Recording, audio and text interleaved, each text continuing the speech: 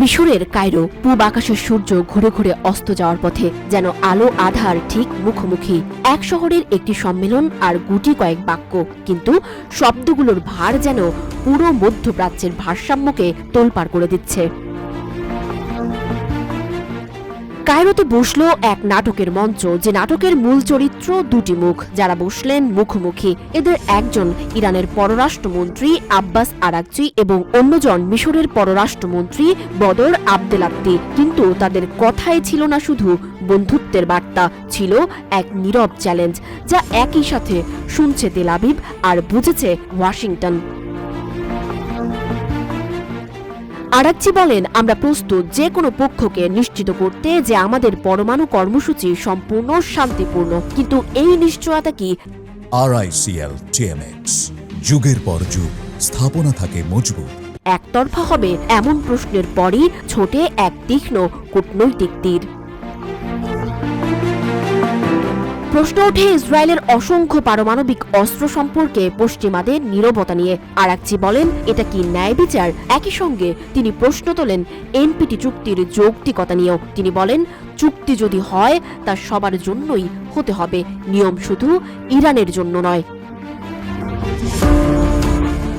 এই সম্মেলন ছিল না শুধুই শান্তির ভাষণ, বরং ছিল একটি অঘোষিত হুমকিমূলক বার্তা।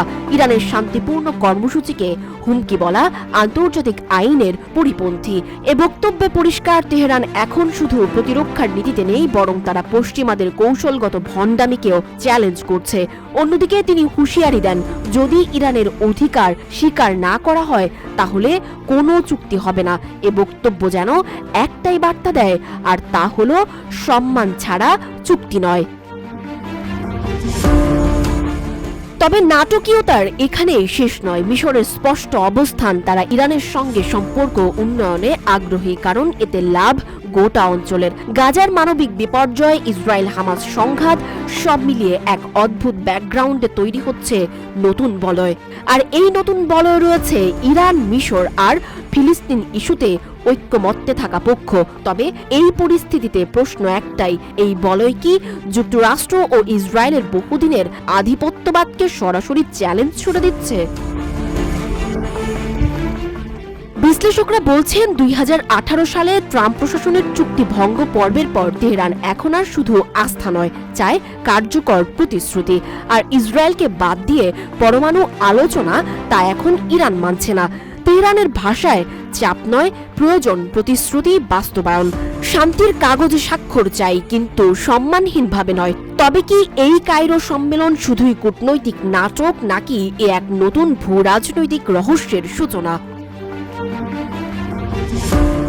কেনই বা এই মুহূর্তে মিশর এমন স্পষ্ট সমর্থন জানালো? তুরস্ক, সৌদি আরব ও গলফ রাষ্ট্রগুলোই বা কি ভূমিকা নেবে? আর যুক্তরাষ্ট্র প্রাচীন চুক্তির ছায়া থেকে কি তারা নতুন বাস্তবতায় চোখ খুলবে? মধ্যপ্রাচ্যের এই নাটকের মঞ্চে পটভূমি বদলাচ্ছে খুব দ্রুত।